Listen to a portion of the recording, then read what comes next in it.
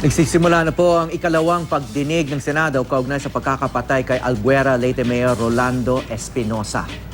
Panoorin po natin ito. Directly under me when I was Chief PNP and Chief Presidential Anti-Organized Crime Task Force. What struck me in that conversation was his concern over some very discouraging, if not frustrating, developments that had engulfed the Philippine National Police. Hindi ko makalimutan yung sinabi niya sa akin ng gabing yon. In an agonizing voice, sabi niya, "Sir, grabe na yung nangyayari sa krame. Ang bulong-bulungan hindi na talaga nililihim. Ang usap-usapan na ron, pinagtatawanan na lamang yung take o yung payola sa IG." Sabi ko, ano ba yung IG? Sabi niya, illegal gambling. Dahil mas malaki raw ang nakukuha sa ID. Ano ba yung ID? Illegal drugs. No. And it had come to a point na there are some police officers, once they are newly assigned in an area, hindi na po yung gambling lord o gambling or yung drug lord ang umahanap ng contact o connection doon sa bagong assigned na officer.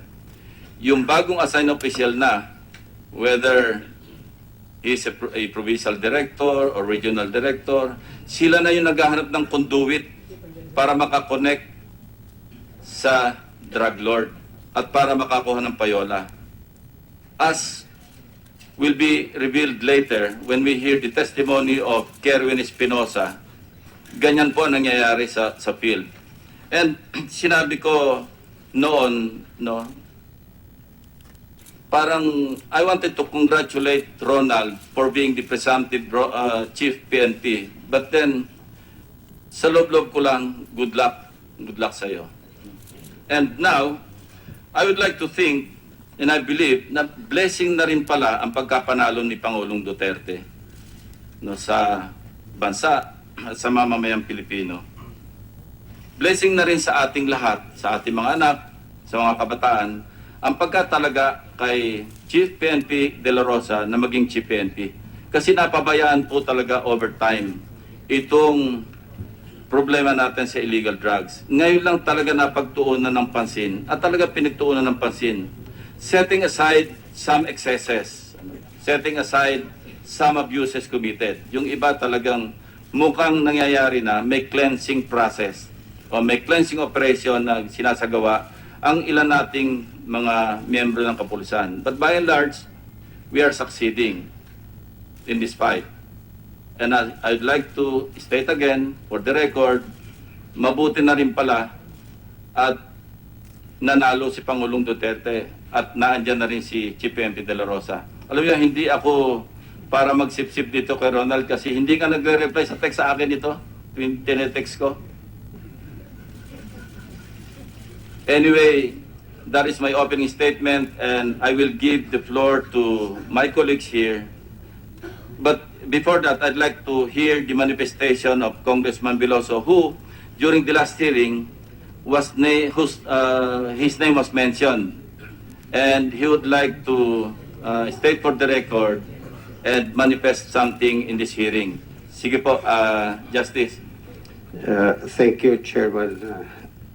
Honorable Panfilo Lacson, Chairman of the Committee on Public Order and Dangerous Drugs, Senators Soto, Pacquiao, Unasan po.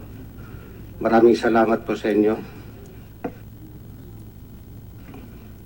Your Honors, in your November 10, 2016 Joint Committee hearing in aid of legislation, Mr. Leo Laraga of CIDG RO 8, Regional Office Number 8, named me as Leyte 3rd District Representative Vicente Ching Veloso as a protector of Kerwin Espinosa.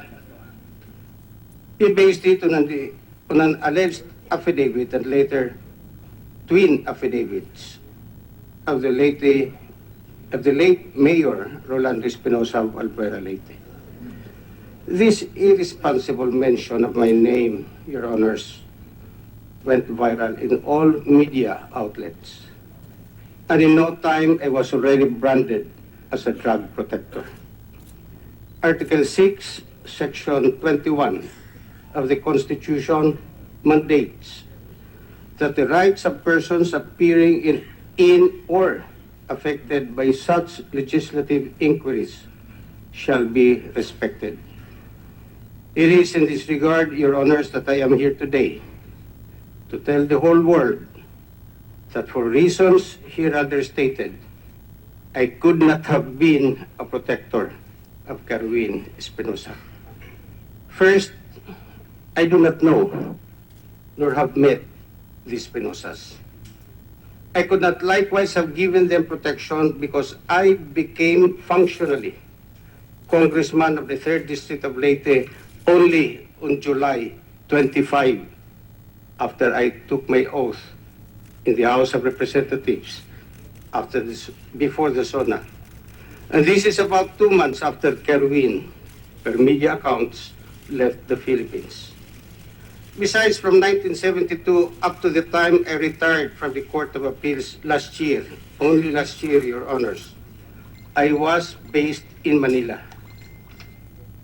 In hindsight, I was a full-time Manila-based Court of Appeals Justice from 2004 to 2015. I was a full-time Manila-based Commissioner of the NLRC from 1989 to 2004. And this is without gap for even a day when I transferred from the NLRC to the Court of Appeals. Could I have influenced judges in Leyte when I was Court of Appeals Justice from 2004 to 2015? The answer, Your Honors, is no. Under the law, our appellate jurisdiction here in Manila was limited only to cases in Metro Manila and Luzon. Leyte was under the exclusive jurisdiction of the Court of Appeals, Cebu. In addition to my being an NLRC Commissioner and Court of Appeals Justice for 26 years, Your Honor, I taught law in Ateneo School of Law for over 20 years. I too was a pre-bar reviewer of both Ateneo Law and UP Law for over 15 years. Since I had no time to even visit my folks in Leyte, I obviously would not have time to meet, much less act as a protector of a young man named Kerwin.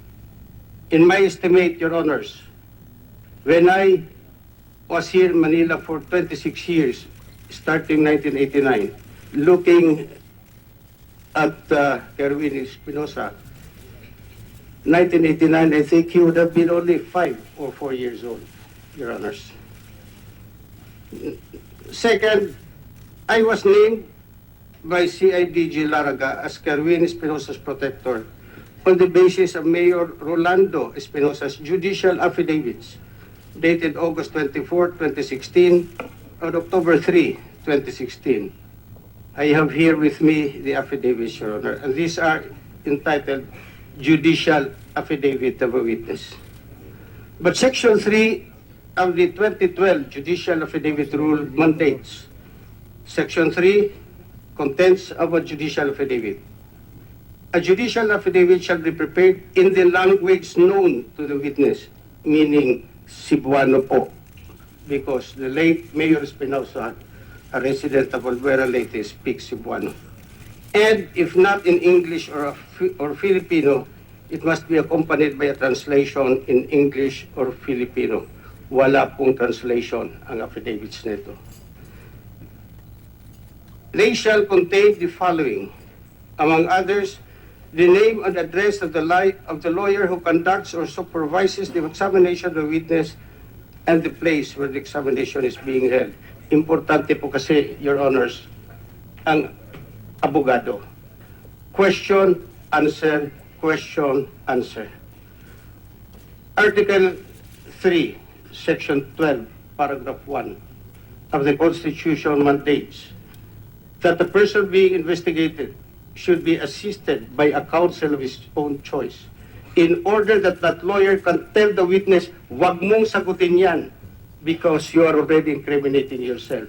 Wag mong sagutin yan because makakakaso ka either ng perjury or false testimony.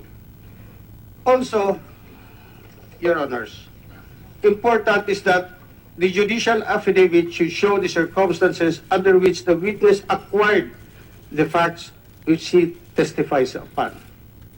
Importante po kasi yon, otherwise hearsay lahat yan.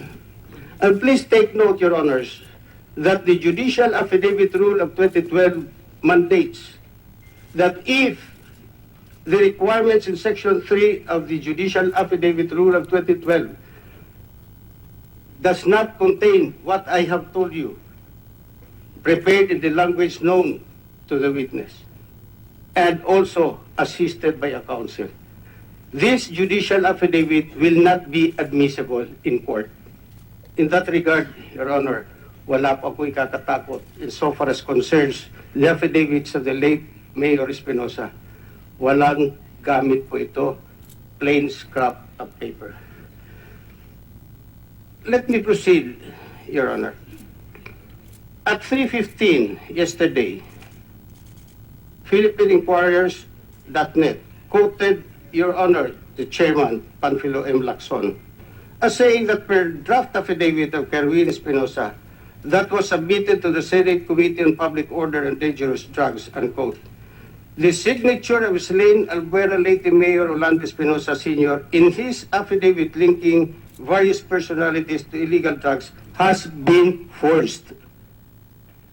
The signature po ng late Mayor Espinosa as appearing in the August 24, 2016 and October 3, 2016 affidavits were forged. And number two, the aforesaid affidavit did not come from his father, essentially disowning it. Number four, Your Honors, the inclusion of my name in Mayor Espinosa's affidavit were part of a dagdag bawas operation. Let me explain. Per media reports, 226 were included in Mayor Espinosa's affidavits. But why is it that only 47 were charged? Ang laki po ng disparity. Why? Because, as reported to me, no less by witnesses in Ormoc, the Albuera police officers, assisted obviously by a lawyer, prepared the affidavits of Mayor Espinosa. They had to include 226 persons in the list in order that these Albuera police officers can extort money from many of them in consideration for their being dropped from the affidavits. For example, Your Honors, in Mayor Espinosa's August 24, 2016 affidavit, he included in his answer to question 30 the name of Andres Cruz as one of Kerwin's protectors. Yet, on October 13, 2016, Mayor Espinosa executed, this is 2 months after his August 24, 2016 affidavit, Mayor Espinosa executed another sworn statement attesting, quote, to the fact that the said Andres C. Cruz is not involved in any illegal activity involving drugs. I have attached copies of the affidavit, Your Honor. On the other hand, I have a sinumpaang salaysay dated November 10, 2016 of a certain Galo Stephen Bobares, who explained that in his October 3, 2016 affidavit, which was prepared by Heidi Utrago, a policewoman of Albuera Leyte, and Jovic Espinilo, the chief of police of Albuera Leyte, these are in paragraphs 4 and 5 of the affidavit, that when he was investigated before that date, he implicated only 3 police officers as recipients of payola, namely Manalo Vanyo of CIDG, Region 8, and Habines, the former Albuera police chief. However, when they were brought on October 3, 2016 by Jovi Espinido and Heidi Utrago and other police officers, including Max Miro and Mayor Onic Espinosa, to Tacloban City to have them notarized, he was surprised to note that many other police officers were already implicated, Your Honors. Worse, a Xerox copy of alleged notebook was already presented as evidence during the investigation at Regional Internal Affairs Service at PNP Regional Office Number 8. This is in paragraph 8. This as part of the Dagdag Bawas operation. These documented cases of Dagdag Bawas explain why, Your Honors, my name was included in Mayor Espinosa's affidavits of August 24 and October 3 of this year, 2016. I do not like to belabor, Your Honors, this proceeding. I will just affix to this statement, Your Honors, a copy of the previous speech I gave at the House of Representatives. Thank you, Your Honor, for the opportunity given me. Maraming salamat po sa inyo. Mabutit nandito si Espinido. Hindi ko po ito kilala. Mabuti po at nandito ito si Kerwin. Ngayon ko lang po nakita ito personally. I will stay here.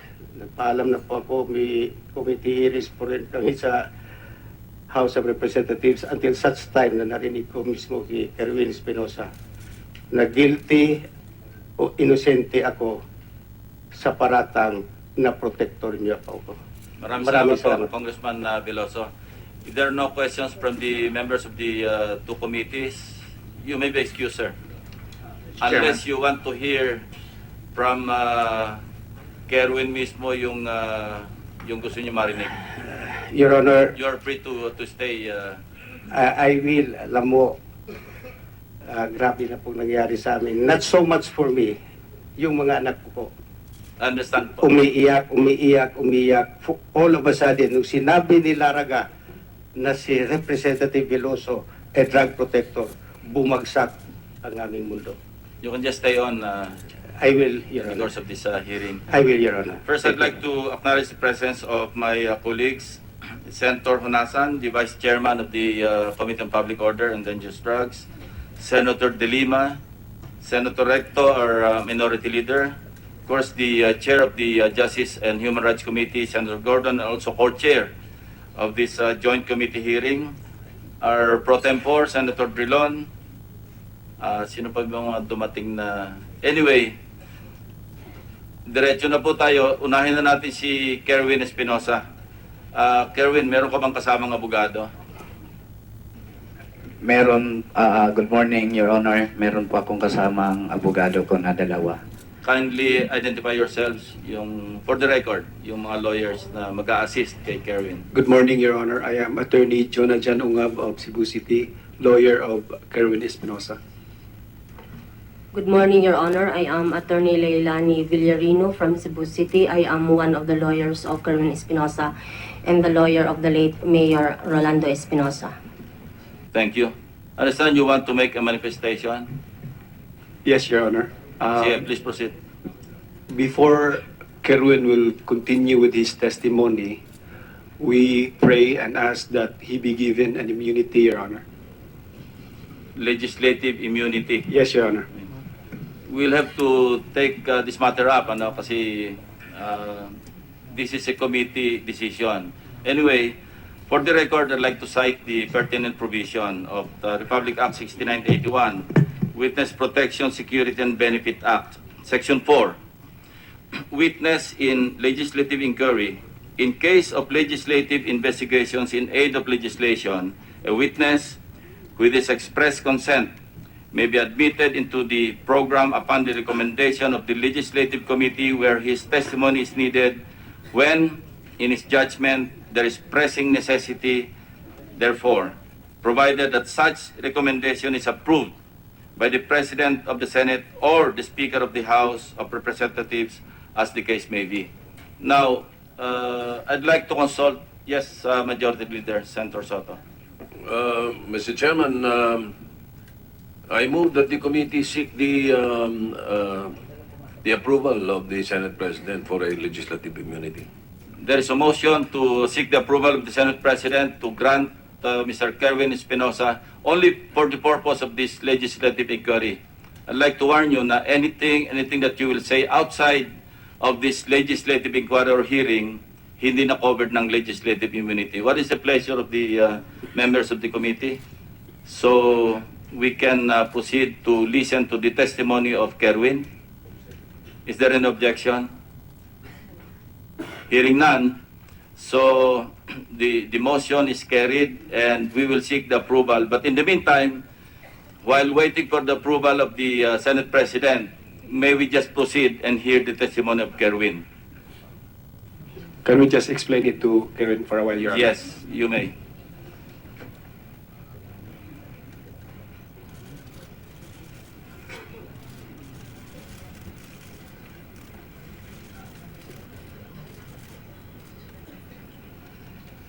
By the way, we are in receipt of a copy of the affidavit of Kerwin and pakidistribute na lang sa mga members ng committee para may guide na rin sila when they want to ask questions. Your Honor, Are you ready? yes, with our consultation with Karen, he's willing to proceed, Your Honor. Please proceed. Kerwin, sige, sabi mo yung gusto mo muna sabihin, but una muna, ito yung order of arrival. Ganito na rin yung order ng pagtatanong, ano? And you'll be given 10 minutes each. And you'll be entitled to a second round or third round. Kasi wala naman tayong session na mamaya, understand. Senator Po has the first crack, followed by Senator Soto, Senator Pacquiao, Senator Honasan, Senator De Lima, Senator Recto, Senator Drilon. Of course, the chair and the co-chair are free to intervene anytime, ano? Pero maiksi lang. Proceed, Kerwin. Good morning again, Your Honor. Your Honor, meron po akong affidavit na hinanda.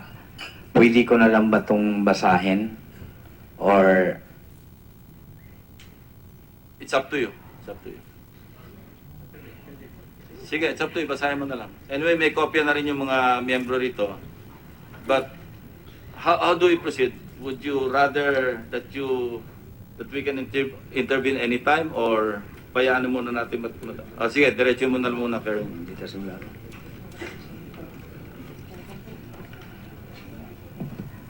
magandang umaga sa ating lahat, lalo na sa mga senators na nandito, sa mga media, sa mga pulis. Magandang umaga sa inyong lahat at pati sa mga lawyer. Magandang umaga.